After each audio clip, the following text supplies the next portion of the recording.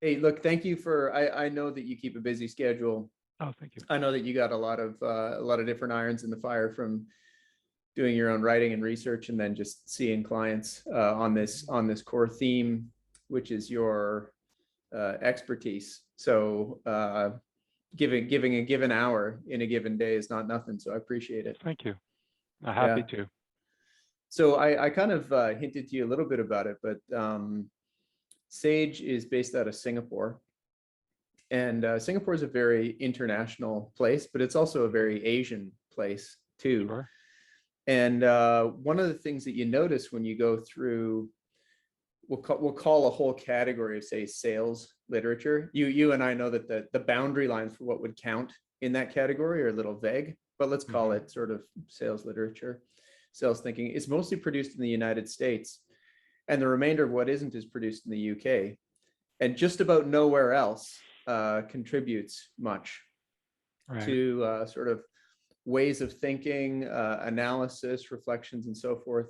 And so we've had a ton of fun building a business and running a business that so classically is defined in an American context for businesses and clients and end users of the insights that come in contexts like, Japan and Australia and Singapore and Malaysia and Hong Kong, India, Thailand, and so on.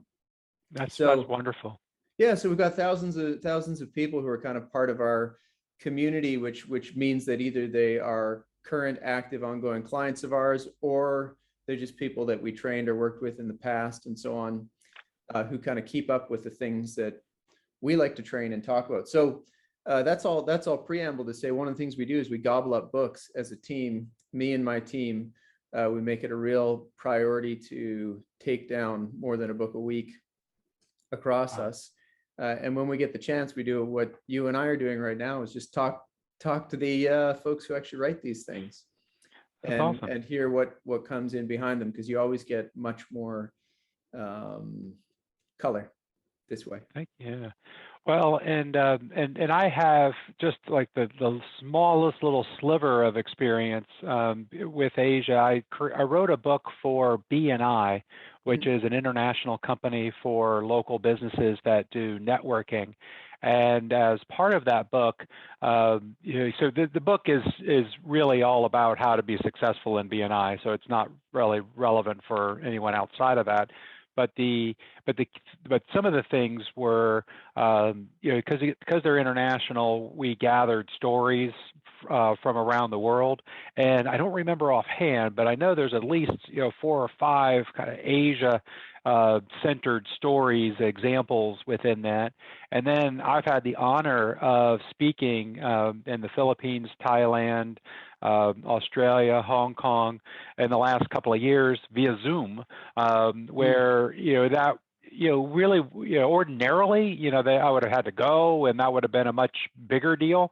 But been able to, because this virtual thing has become so mainstream, so to speak, and so I've been able to appear quite a few times, and it's been fun adapting and bringing in the culture and the stories and examples, to make it more centered for an Asian audience. Yeah, well, it's a funny way to segue too straight into the what I really want to do is talk about the meat of the book. But you wrote the thing on an airplane, right? I mean, right? So you wrote the thing on a non-insubstantial flight. I think, given the hours that you reference in the book, that was like a layover in Dubai or Turkey or something like that. It had to be, because that was one of those bigger flights. But tell me about writing. Like, just because you got a bright idea, just because you have a line of work, doesn't mean that it automatically leads to a book. But what was the impetus to actually write the book? Why did it need to exist? What was happening was, in my consulting business, the owner or CEO or a CMO would bring me in to help with retention. and there was almost always a team involved. And I would have to spend the first several meetings or the first half day or maybe even a whole day of what was to be a consulting project, really just getting everybody up to speed, getting everybody on the same plan, and being able to have kind of a common understanding and common terms and appreciation for where we were focusing and why. And so I originally wrote the book because I was kind of ticked off, and I needed to I was like, dang, I'm spending all my time trying to train these people that just to bring them up to where we then can begin working and collaborating. And the book began simply as something to share with members of the team, that when a CEO or somebody brought me into a client, that it was like, okay, first assignment is everybody on this team needs to read this. And that was one of the reasons why it was so short. I knew that it had to be something that could be consumed in an hour or two, and that so that there would be, okay, this is what this person stands for. This is what this project is going to be about. Okay, I kind of get what we're now doing, and then where it could lead, the implications. And that's how it started. And then it was like 6 months later that I got the idea of publishing it. Okay, got it. So it was the takeaway deck or the take before deck that just got expanded and detailed. That's great. Yeah, that's all. I didn't have big aspirations of writing a book. I was really simply trying to serve my clients and try to teach them what we were about to do. Yes, it turned out to be useful, that I pretty much took it as it was and published it.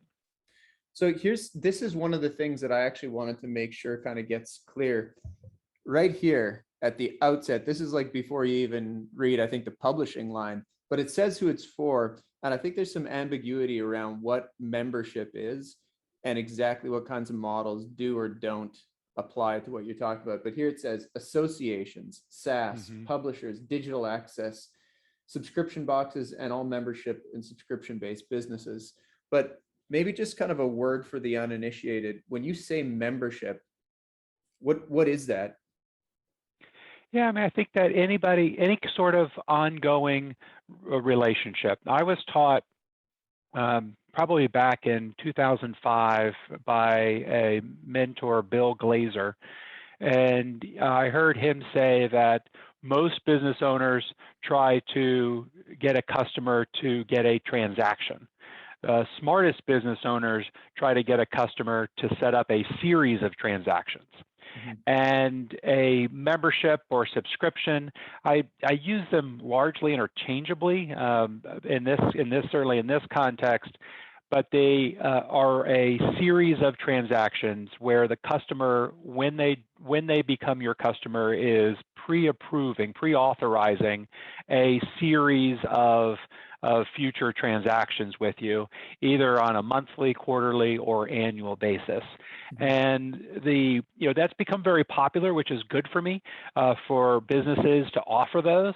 I can tell you that 20 years ago, we looked at these as difficult to sell, that there is a higher bar that customers have for making a single purchase versus making an ongoing purchase. There's a couple of nuances that you have to get over in terms of psychology. But that's it at its core, is that when you're making an offer and a sale, you are at that time having the customer authorize future purchases, and so you have an ongoing relationship instead of a one-time purchase. And then I think like one of the things that's quite surprising as we started leafing through and understanding what you were onto was that a lot of the advice or direction, a lot of the insights are counterintuitive. They take the automatic assumptions that you would underpin if as a member yourself, or maybe even if you sold memberships and so on in the past, and turn them upside down. Things like don't add more value. I think things like don't look for new members, and so on. I mean, there's quite a few of them in there, but maybe just tell me a little bit about. I actually think what's interesting is to find out how you discovered that. Because my guess is from the start, you probably would have thought about it the way that the average person does, which is add more value, add more members, et cetera, all the conventional ways. And then at Yes. some point, the light went on some of these. I remember I actually was selling I created my own subscription back in, I think it was 2005, and actually sold that company in 2012. And there about 2007, I was doing a trade show in order to sell subscriptions. And I was standing at this trade show signing up new subscribers, and I had come up with this great kit to get folks, and it was this huge gift with purchase bonus that had, I gave them an MP3 player, which was pretty cool back in 2007. Yeah. And it was preloaded with all these hours of training, and there were these things to look at. And it would show up in this big FedEx box. And I think over the course of 2 days, I signed up like 137 members to a $99 a month subscription. And damn, I thought I was doing well. And not a single one of those converted. Every single one of them quit within 2 months. And the thing I heard over and over again was, I hadn't even got through what you gave me at the beginning. There's no reason for you to send me more.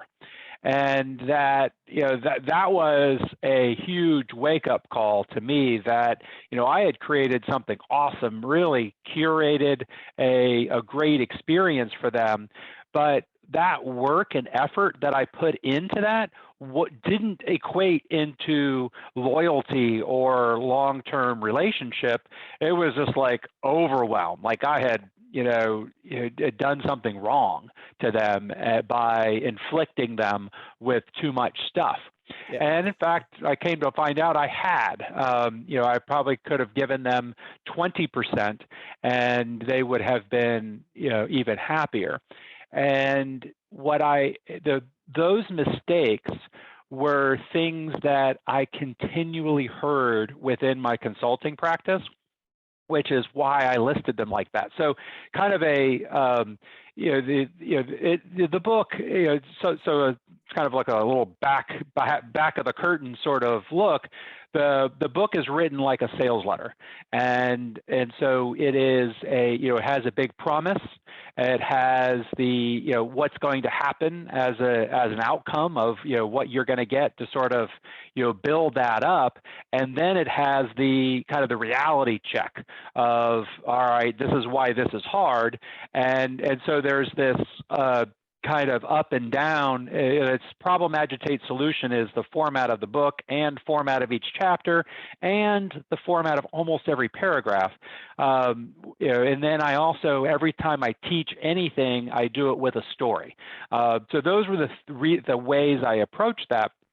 But that list of mistakes was simply nonsense that I had been dealing with and trying to overcome in my consulting practice. And so I'm like, okay, I gotta these are the things I'm going to hear when these were the things I was going in and hearing when I would try to get to work and try to work with a team to create something that was going to help them stop their members from quitting. They were throwing this nonsense. Oh, well, we tried that, or we did that. Like, oh, come on. And so I just listed them as mistakes, and then I was able to frame my very best argument, with time and attention to detail, and that's how that got. That's sort of both the front of stage and then also backstage view on that particular chapter. Yeah, got it. So that was obviously like a B2C style engagement, right? You're at that trade show, you're pulling out the boxes, which should have been 20% of what they actually were, and getting the cancellations and so on. In your work and in your writing, did you draw a line between B2C or B2B? I think they're the same. Now, I understand that for a lot of people that there's this big, bright line. And what I have found is that within B2C, there are people, there are consumers who are within those companies, within those businesses that are making the buying decision. And the psychology is very, very similar. When you're selling a $2,000 product with a $1,000 a month, or let's say it's a $1,000 product with $100 a month subscription that to a consumer, well, that person probably is preparing in their mind a story they're going to tell their spouse as to why that charge came through. There's probably going to have to be some explanation somewhere down the line, either up front or down the road, as to like, what the heck are you doing, Charlie? And I don't see that. Most people forget that step. Even with subscription boxes, when you have a usually predominantly female customer, very often there's still somebody out in the picture kind of looking at the credit card going, what are you spending money on this for? And even if there isn't explicitly, often that person feels the pressure. I mean, I hadn't looked at my wife's credit card in years, but yet she still feels the pressure of being accountable for what, making sure. But I think it's the same within a B2C or B2B, where the main difference, so to speak, is that somebody in a B2B is going to have to justify the purchase to somebody else. Well, when you really understand the B2C realm, it's really no different. There's still some sort of justification. There's still some sort of reason why beyond I want it. And you've got to create that emotional need and urgency and provide the analytical reason why within your sales presentation, or you're just not going to get the sale to stick. Mm-hmm. That's very interesting. One of the things we have visited with some other experts is the idea that when you're communicating to somebody who's in a buying seat, you're often giving them the script to communicate to somebody else that they're a messenger that's echoed by what you're saying. No question. Yeah. And particularly in subscriptions and memberships, because it's something that they probably will have to justify multiple times. It's like, hey, is this still valuable? And what I have, kind of the things that I tell clients is, your customer, like, you spend hours on your sales presentation. You're looking over the script. You're writing down every word. Maybe there's a video. Maybe there's whatever the presentation. You spend hours, hire experts to pull it together. Your customer is not going to give as good a sales pitch to their boss, to their accountant, to their spouse as you did to them. And so that's why one of the reasons why I'm such a big proponent of onboarding and ensuring that we deliver the sales presentation as part of the onboarding, so that then that customer has the ability to turn around and to give a similar sales presentation. They're armed with the reason why and being able to give that presentation to a spouse, a boss, a member of their team, the reason to justify why they want to do this. Mm-hmm. So that the on-ramp is something that's much more technical than I thought. Like when I first saw it referenced, I was thinking, okay, the on-ramp's going to be this general concept of, warm them up, make them feel welcome. But actually, you get pretty technical. I can't remember what the number is, but I think it's maybe 9 steps that it's broken down into. Maybe just tell me about how you built that, how you thought about that. Yeah, so it's one of the things that I end up doing a lot of is working with subscriptions that offer free trials. And so there's, some amount of time, either 2 weeks or 30 days, not so much 60 days. 60 days, 10 years ago, 60 days was a common trial. Now 30 is more common.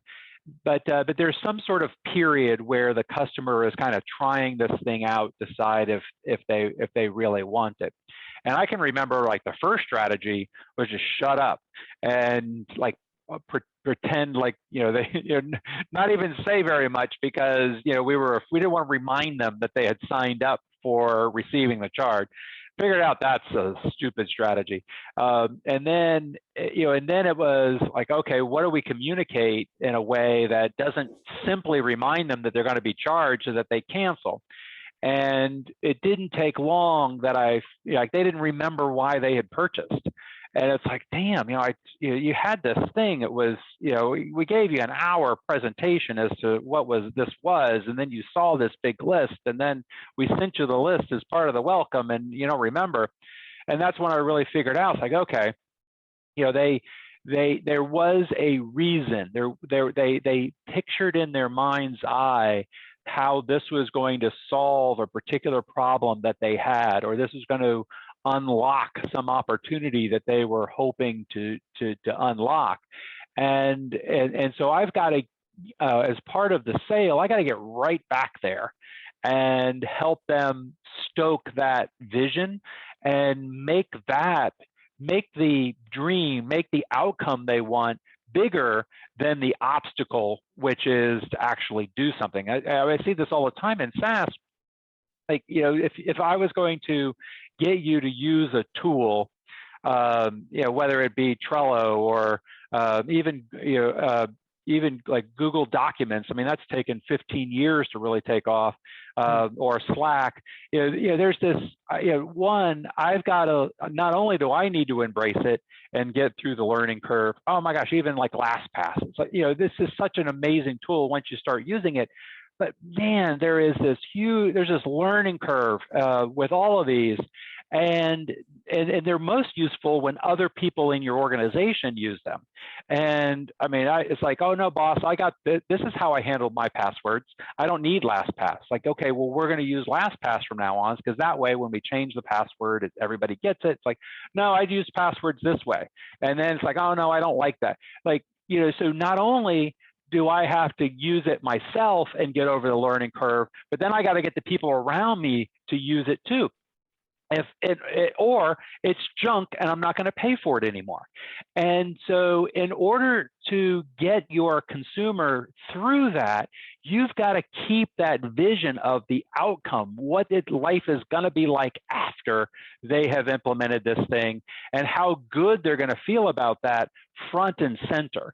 And so that like stoke the excitement, so that the excitement that they felt when they bought, and then it kind of declines over time because they forget about it. You got to take that excitement when they bought and double it up, so that they're more excited after 30 days of being your customer than they were at 0.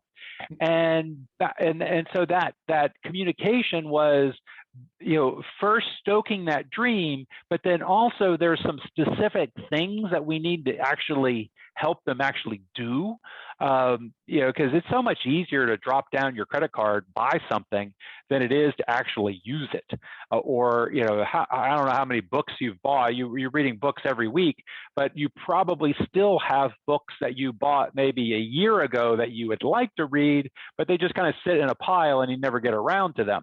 Well, if you were paying monthly for those books, you would cancel that subscription. So in order for me to get my subscription to stick, whether it's a magazine, whether it's a SaaS product, I got to get you excited and engaged now, because if I let you put that thing down, chances are you're never going to pick it up. And that's what that on-ramp is all about. The other piece of it is that recognizing the difference between what your new subscribers need versus your long-term subscribers. And the easiest way to think about this is beginning a new relationship with a friend or with a date, whoever you. But in a new relationship, the things you talk about in the first 1, 2, or 3 conversations is very different than what you're going to talk about once you've known the person for a year. It's getting to know each other, getting an understanding what they like, what they don't like, who else do they know that you know, what are their, what's about the family, you're getting to know them. And then once you've known them, that communication, there's inside jokes, and there's a vernacular, there are things that you'll say that you can just say a couple of words and they'll understand what you're talking about. Well, if you just throw a new person into a conversation with like two people that have known each other for 3 years, that person's going to feel out of place. So like, I don't belong, they're not including me.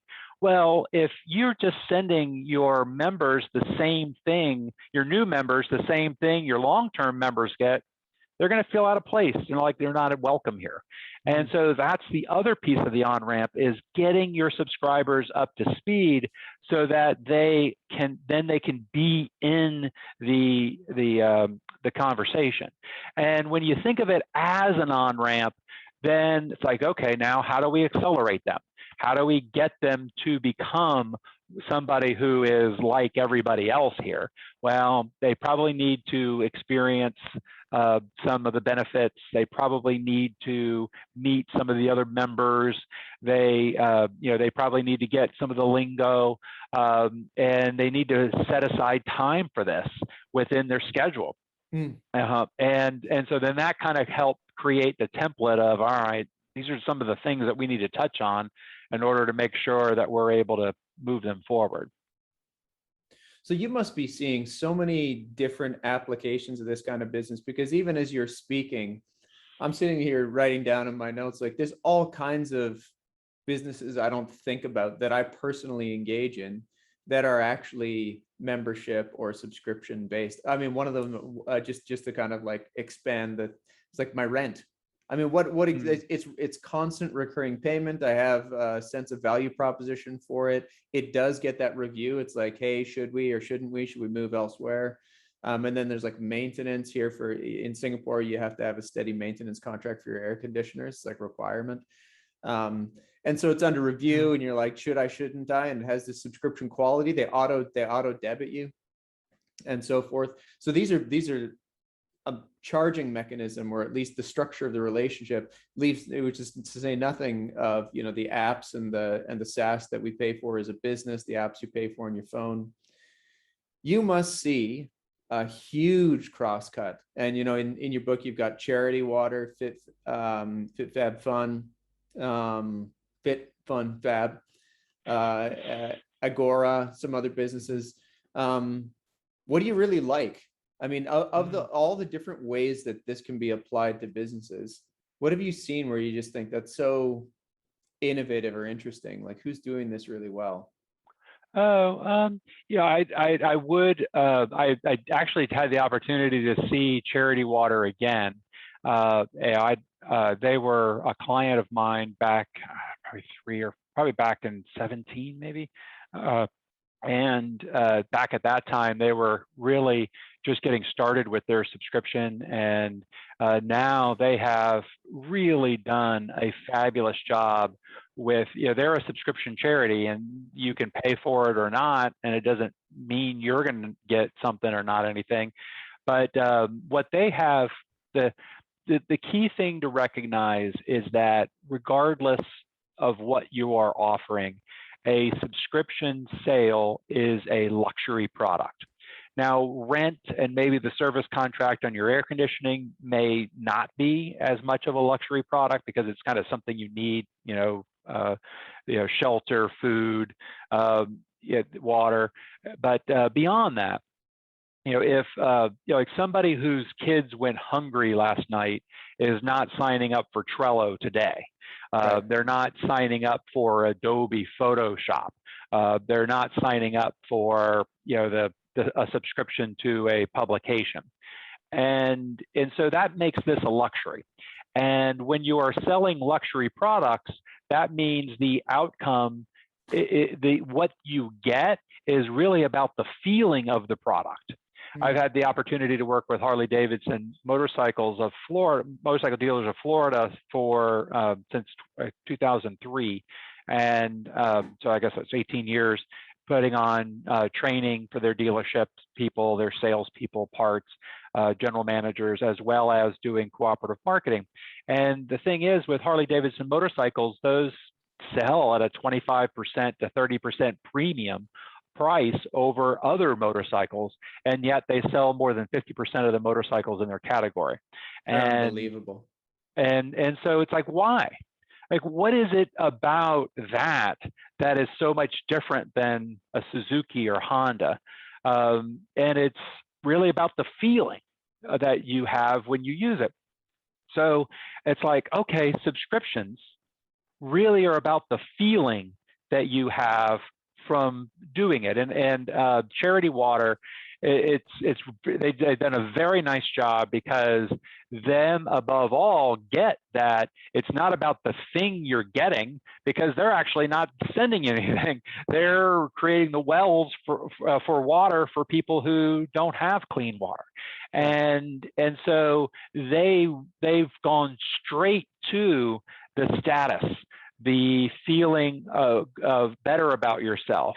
And that, you know, and that's actually where I come from, is in the nonprofit world, where, you know, when I worked back in the 90s, I worked with an organization that, you know, when you paid your dues, the only thing you got for your payment was a renewal invoice a year later.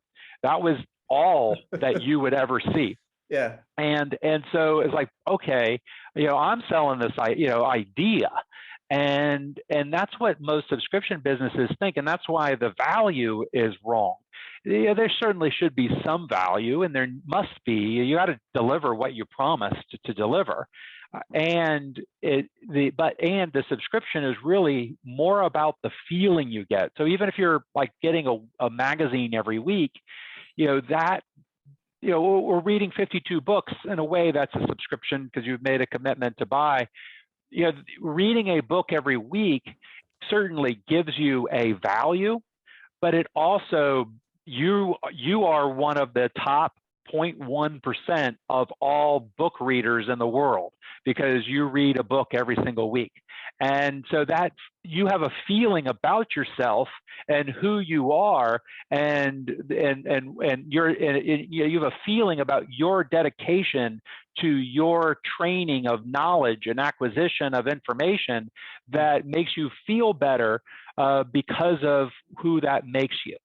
And that feeling is as important to sell and to on-ramp as is the actual stuff. So when you go into your clients, do they already know this and they just haven't figured it out, or is this news? No, what they know is their members are quitting, and they want to stop them from quitting. Yeah. And they're making all the mistakes, and so often they don't even have numbers. You know, there's so many different ways to do a subscription tech stack, and you know, it has, you know, really, there's very little consistency, and the reporting is just as inconsistent. And then there are, you know, these platforms out there that offer free, you know, subscription metrics, and really they're junk. But, you know, it's like, oh, well, you know, I got this chart, and they're very pretty, but they don't give you any insight into what the heck's going on. And, you know, so they're looking at these pretty charts. They are thinking about the wrong things, and I've got to help them realign. You know, the challenge is, in the products business, you know, Harvard Business Review has been talking about retailers and how to sell services and all of these things for decades. But there is like an infinitesimal amount of information about selling subscriptions, and the psychology behind it, and how a product purchase is so different psychology wise than a subscription. You know, to the extent that they say anything, they just talk about how wonderful subscriptions are as a business opportunity, without really diving into the psychological triggers that are necessary to change in your marketing and in your customer service approach in order to help subscribers feel like they're part of this journey. So there's a problem that I wanted to raise up to you, and I'm really curious how you solve it and whether you've met with it, which is if you're selling the feeling that people will get once they, invest the time, maybe the money, they get through retention point, right? They become something like regular subscriber, and you're selling that feeling. What happens, and how do you talk to and prevent clients from selling a feeling that people won't actually have? You see what I mean? Basically, it's the age-old problem in sales of charlatanry, right? Or being a huckster. So people could get, could sell a feeling that their members never will actually have, and they could even cajole them all the way through retention point, and then the varnish comes off, and the members are like, all right, it wasn't the dream I got sold. I think, so, there's lots of people who try to engage in abusive relationships, and, kind of in the regular dating world, you're able to get away with it for a long time because, there's not, the consumers of your dating services, have very little opportunity to connect and talk with each other. Within a subscription business, if you are promising something and then somebody joins on that basis, and then you continue to excitedly promise that as you go, there certainly are individuals that do that sort of thing. They're called cults, or other sort of, that's kind of what that is. And so you certainly see it happen, but it does implode very quickly.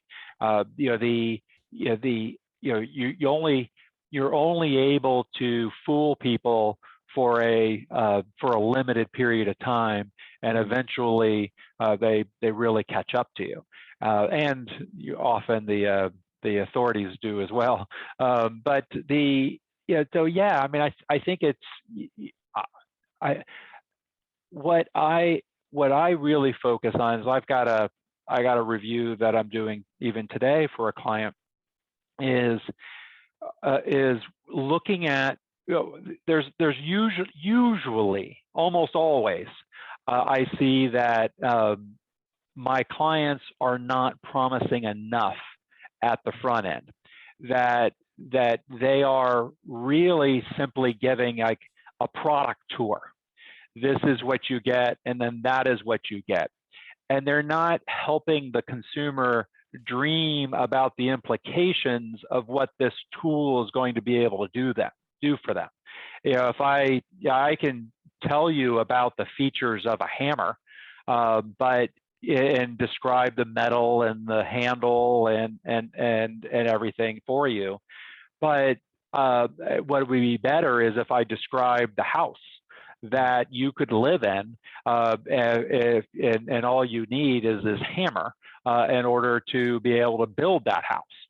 And that's almost always the disconnect, is that they are giving a feature-based tour of what they offer rather than doing this at all.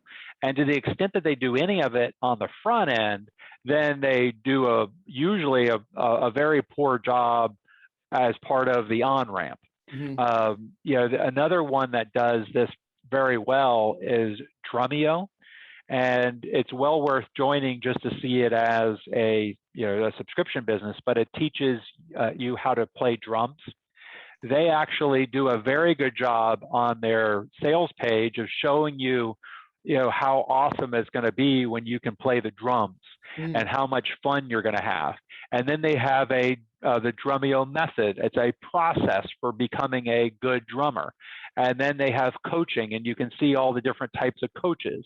And then they have songs. So you can really kind of see yourself, oh, I get to play songs I enjoy. I can hang out with coaches that are like that, and then I can move through the process. And then when you come on board, they're like, welcome, and it's like you're showing up to the first day of campus, and they want to welcome you and bring you into the community. So yeah, I think that yes, there can be charlatans and people can abuse this. I see almost always it's the reverse, that folks are not using this at all, and they should be. Wow. Interesting. I'm so glad I asked you, because that's something I think you probably have a very unique perspective on, that not many people would be in a situation where their view cuts through industry and you get to see where the problem actually lies, as in we're not worried about people over promising and making false promises, but instead under communicating what objectively are already good propositions. Yeah, well, the people who are over promising and under delivering aren't calling me, evidently.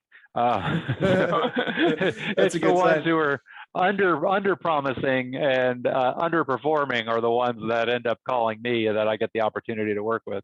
That's right. That's right. Well, hey, there's only two more things that I specifically had on told myself I would ask you.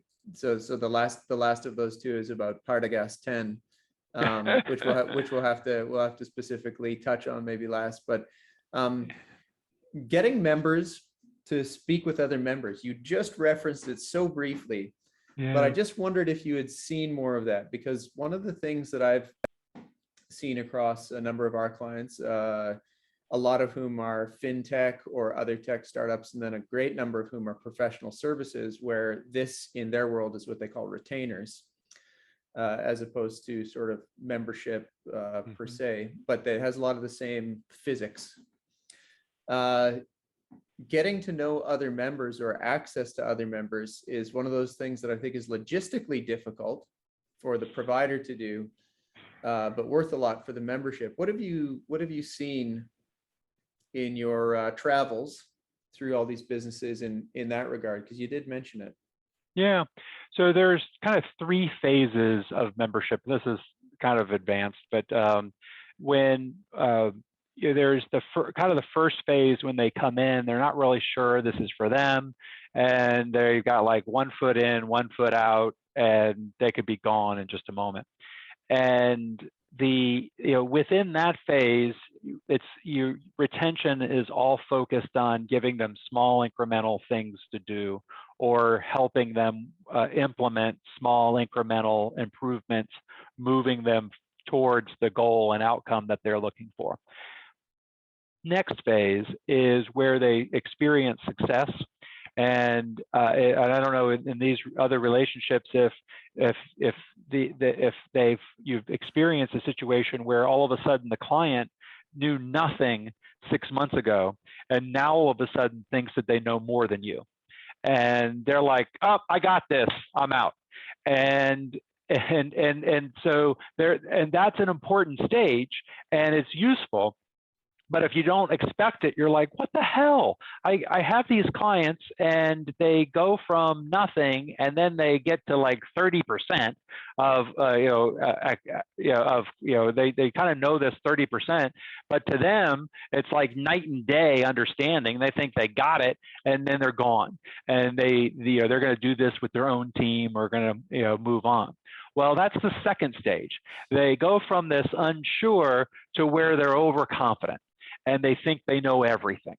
And the secret for them is to connect them with other members, and connect them with people who are more successful, so that they can see that, oh, wow, I'm only producing here, I could be there. And then the third stage is where they get to the point where they don't even need to talk to you. They know what you do.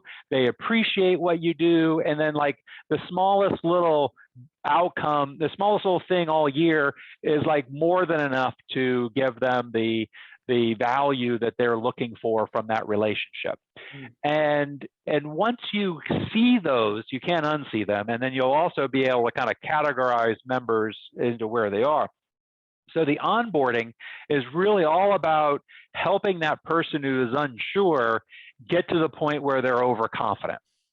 And then you want to and what I normally do is introduce them beginning with case studies, stories of other subscribers who are improving. And this is one of the key reasons why I love member success stories. And because the member success stories actually work for both stage 1 and 2, because they help give that new person the confidence to try. And then also they kind of take away that person's excuses that it won't work.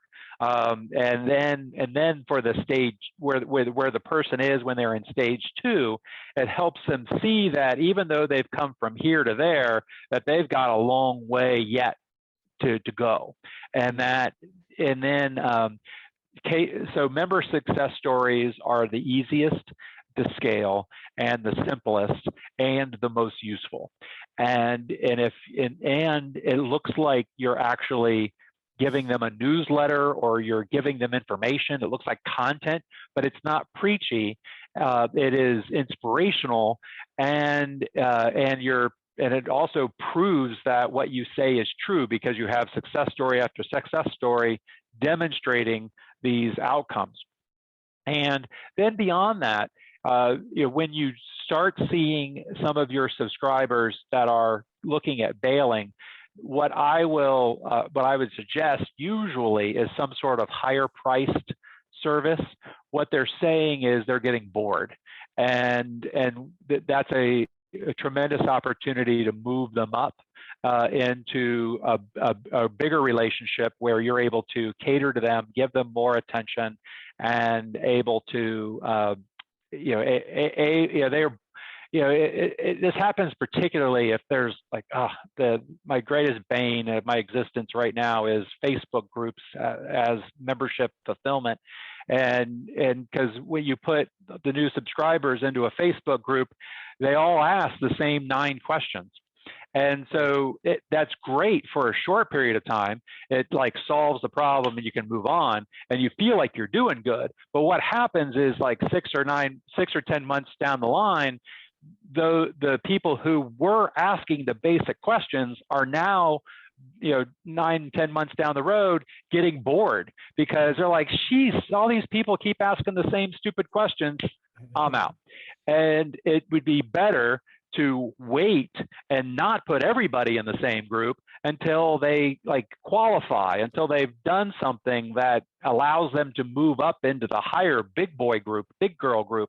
And so that way the questions get smarter and it becomes more interesting. So we're talking about a lot of different businesses here, but that's sort of the general rule and what I'm thinking in terms of connecting members and when. I want to keep the people in phase 1 communicating with each other, and then phase 2 and 3, those are the ones you want to mix and let them talk to each other. Partagas 10. Let's talk about it. It got at least 2 mentions. I don't know if I read too fast and it had other mentions, but it at least got two mentions. So how did you arrive there? What happened to Del Fuentes or like Romeo and Juliet's, like other stuff got booted down the list? Tell me about Partagas 10. So I do branch out sometimes with cigars, but the reality is I get them so rarely that I want to have a cigar that I know I'm going to enjoy. And so that's why I stick with that. And then the other thing that happened was I was getting gifts of, like, clients would send me gifts of brownies or like a fruit basket with like the fruit things or some other but most are cookies, and I don't eat brownies or cookies, or no one in the family did. And so it's like I need to put something out there of what I enjoy so that I'll get gifts of that. And so, so on that basis, I've now cut down the cigar to brownie ratio has evened out a little bit. And then I even have like clients that send me Partagas platters or things like that. Or there's a Partagas box turned into a clock.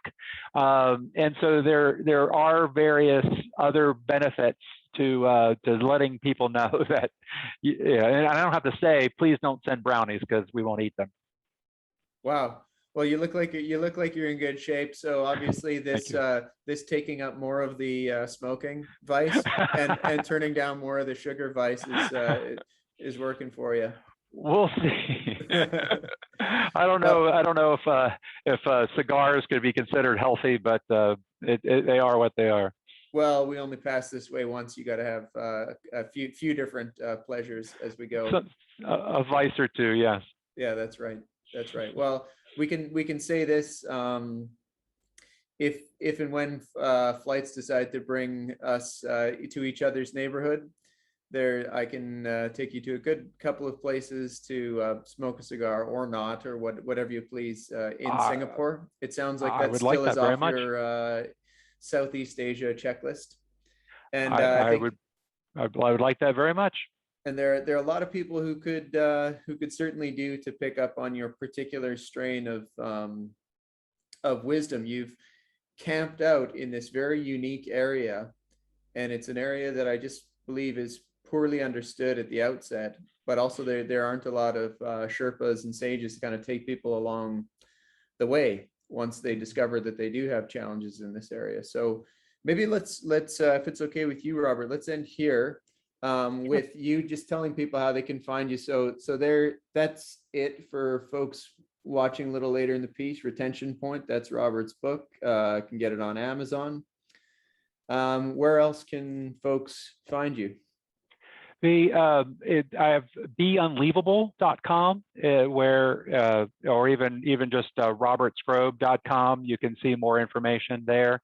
And then there is actually a brand new book on Amazon called The 9 Proven Models for Exponential Subscription Growth. This is actually a proof that so it's so new that I don't even have a copy of it yet. But it did come out on Amazon last week, and you can get a free copy of it as a digital download at 9provenmodels.com. Oh, super. If you get the free copy, what goes to Kindle or Audible or? It's just a PDF. Oh, okay. Right on. Yeah. So and what that does is it talks about, like, here you got the SaaS model, and so you can there are 4 key drivers for retention, offer, pricing, and lifetime value. And the challenge is for SaaS, those drivers are different than the publishing model. So even though it's still subscription, it's they're different buttons to press because the relationship is so much different. And I kind of made it like baseball cards. The PDF, if you get the PDF, it's formatted so when you print it, the publishing model and its drivers are on the back, or with the examples on the other side. Formatted as a book, it's kind of here. It's easier as a spread. But even now, when I'll often have clients that are approaching me like, I want to add subscription to my existing business, and it's a really nice to be able to lay out the 9 models on the table. And now we're still doing it all via Zoom, but being able to go, okay, publishing model. If you added a publishing model to your business, this would be what it would look like. And then we put that down. It's like curation. This is what that would look like. And then you put that down, and it'd be SaaS. And so you could kind of almost like try on clothes at the clothing store, putting on suits at the clothier. You're able to kind of see what that would feel and look like, and understand how each of them would work. And so it's a very different way. So most people, like, they think, I want to create subscription, and they like move on into it without really taking a step back and kind of being, strategy is which of these subscriptions would be the easiest to launch, which would be the easiest to execute, which ones, more importantly, which ones do my customers demand more, and being able to have a choice of 3 or 4 because you see those models. And then most importantly, once you make a choice, you understand how to go deep in that model. I see so many people like, oh, they see somebody doing something and they borrow this and they borrow that, and they've got this Frankenstein mess. And so, 9 proven models, it's a tool. It's, again, it was born out of working with my clients, because they would see these things and be like, oh, why can't I do that with this? Like, oh, they're doing publishing, you're doing SaaS, that's a different driver, and they're like, and they didn't even necessarily see the difference. So this is why I wrote this, and it's only 24 pages, but Wow. I think that's its benefit. When I've shared this, it's like within 5 or 10 minutes, people are going, dang, I never really understood that before. And then even I've talked to clients that will like keep it, because I've had the PDF for a long time. They'll keep it at their desk, and they're like, man, I keep referring back to that. When I see other subscriptions, I add them to the examples, under their current model, and to help me really think through, how these things are the same and different. So it's a tool that it's built to give you quick value and something to grow with you as your understanding of subscriptions grow. Good for you. Good for you. Well, I'm being specifically on writing it short. Yeah. Honestly, I mean, like I said, we made it a deliberate point to try to plow through most literature we can find in this category. The vast majority of these books are overwritten by 3/4 or more. Yeah. And we could sure use a world where more folks decide they're going to put 24 sharp, tight pages together.